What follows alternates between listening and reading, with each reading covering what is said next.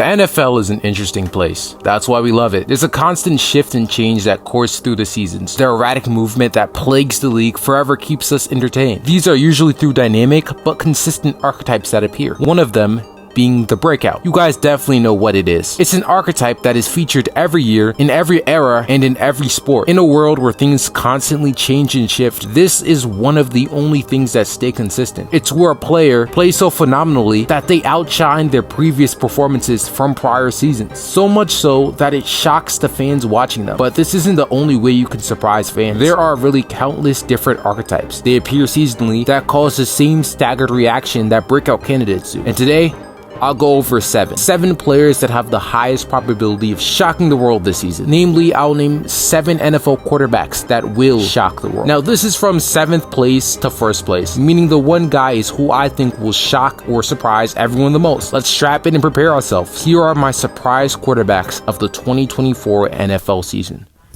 7. DeShaun Watson. DeShaun Watson was good. Predator allegations aside, in his prime, he was easily a top 3 quarterback in the NFL. He was that fantastic. But ever since he sat out a year, he hasn't been up to that standard. He was decent last season and flashed his vintage self, but not close to the electricity he displayed in Houston. Have people written him off? No clue. I'd lean no though. I think in the back of their minds, they know that there's a sliver of a chance he can get back to his Houston self. And he has the weaponry to do so. It's sort of just a matter of will he. Many people don't think it's likely, but I do. I think there's a really good chance. We've seen him do it before. It'll be a big leap though, which won't be easy, but this is basically his 2nd year back, and I think him getting acclimated back into the NFL would do him wonders. I'm probably a little bit higher on Deshaun Watson than a lot of people are, and I think at the very least, he'll be an average quarterback for the Browns this season. 6. Trevor Lawrence. Last season ended poorly for T-Law and the Jags. There was a period in the season where they were almost guaranteed to make the playoffs. They were so confident that they released tickets early for it. Surprise, surprise, they missed it. In true Jaguars fashion, they humiliated themselves through this debacle, and more significantly, Trevor Lawrence humiliated himself. Through absolutely fumbling the division with less than stellar play at times, the narrative circling around him this season is closer to one of ridicule than him being actually good. And while, yeah, he was pretty terrible, I genuinely believe that he could take a leap this year. He's getting cast aside a lot this season due to his poor play down the stretch last year, but I don't think you should. I know, it's fun to clown on him, but not only is he a top 10 quarterback, I think he could leap into the upper echelon of quarterbacks. He was struggling from injuries last year, and he had to deal with guys like Calvin Ridley slightly underperforming. He still is that generational quarterback that everyone was in love with, and I think at the very least, this year he's cementing himself as that top quarterback. There's a good chance that he squirms his way into elite territory, even with all the doubters. 5. Kyler Murray. Kyler is very similar to Deshaun Watson. The difference is people are actually forgetting how good he was. With Watson, they know that there's a chance. They just don't think it's high. But I think Kyler has sort of flown under the radar. And yeah, he's been quiet. He tore his ACL, came back later in the season, and we really haven't heard anything from him or his camp. But the Cardinals are trying to construct something around him. And I'm not going to lie and say that it's there completely, but I will say that there's a shot. A big shot that Kyler has a fantastic year with a not so great team and pushes them into playoff contention. And I'm not hearing a lot of chatters about it happening, even though it's probably the most likely path that Kyler takes next year. I genuinely think he could play his way back into the top 10 quarterback discussion, and I don't hear from that at all. It's almost as if he's become underrated. 4.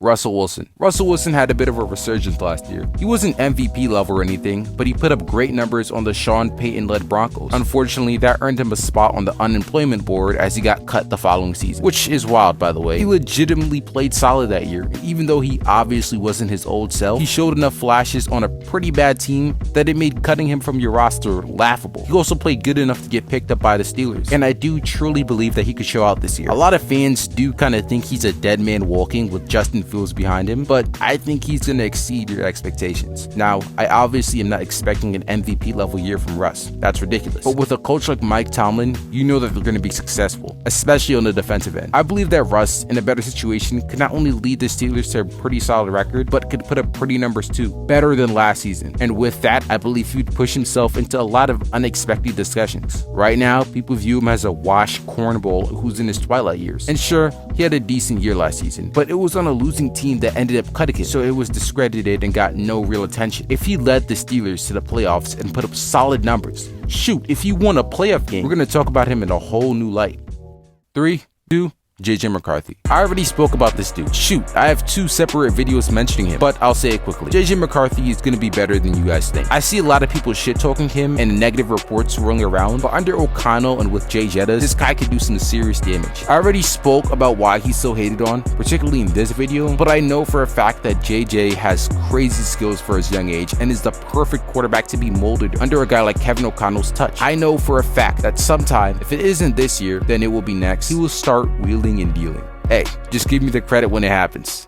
Honorable mention, before we get to one, Sam Darnold. 2 Vikings quarterbacks? Really? How? Well, I may be biased, but I really like my guy Darnold. Yeah, I know he was on the Jets, and I'm a Jets fan, but I genuinely believe this guy could show out. I don't want to go in a time machine and go through his entire career, because this is just an honorable mention after all. It's not like I'm telling you what you already don't know. He got drafted 3rd overall by the Jets, and yeah, you know a young quarterback's on the Jets perform. Not only was he forced to play under Adam Gase, who, Jesus Christ, he's not good, but he was literally given nothing for his entire tenure there. I don't know, I'm kind of rambling here, but later on the Panthers, he had a good stretch of games that almost got them into the playoffs, moved over to the 49ers for a couple of years, and now he's on the Vikings. What am I saying here? Well, I think my dude Darnold with O'Connell and Jay Jettas could possibly be due for a Case Keenum type of season, especially with a couple years spent in San Fran. Do I really have solid reasoning? No, probably not, but I want to show some love to Sam Darnold. I love that guy. Finally, number 1, Bryce Young. Bryce had a pretty big weight on his shoulders coming into last season. Not only was he the 1st overall pick, but the Panthers shelled out valuable assets to get that pick. He hasn't really lived up to the name. His rookie performance was lackluster to say the least, as he put up some really bad numbers on a Panthers team that won a grand total of 1 game and ended with the worst record in the league. To make things even worse, the guy picked after Young, CJ Stroud, made his stamp on the NFL in his rookie year and turned himself into an absolute phenom. Looking back on Bryce Young's rookie season, it was as much of a disaster imaginable. And it wasn't entirely his fault either, or at all. The entire Panthers team was a train wreck from top to bottom. The O-line was putrid. His best receiver was a washed Adam Thielen. Frank Reich's system didn't work out for them. And when things were actually put together, he flashed well now. And I know I've expressed my displeasure with these types of excuses, ones that hinder upon the QB's lack of weaponry. Shit, I made a whole video about how much I hate it. But the fact that Bryce was only a rookie and none of his pre-draft concerns really pushed into his NFL career and how bad his situation was, I can easily cut him some slack. Some people have already written off Bryce though, and it's easy to do that when you see how well CJ is doing, but I think that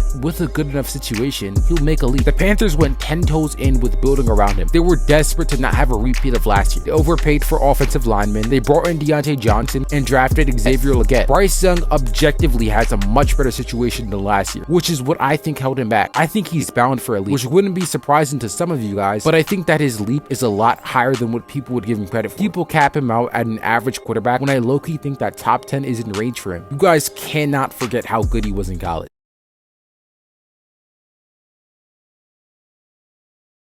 Yellow. Thanks for watching the video. Hope you enjoyed it. This is my first NFL video in a while. I'm pretty sure like my past, how many, like 5 or 4 videos have been about the NBA, and it feels good to get back to my roots. You know what I'm saying? I'm aware. I know I put a poll up like a week ago, and by a landslide, the video about the eye test won. And I know this obviously isn't the video about the eye test, but I did feel like I needed to incorporate some NFL back in my channel. The original plan was to make that video after this one, but the NBA offseason has been going a little crazy, so I'm probably planning to make a video about that before I get to the eye test video. Either way, those videos should be out within the next week or so. If you want me to do any videos in particular, just let me know, comment below. Thanks for watching. I love you. Peace.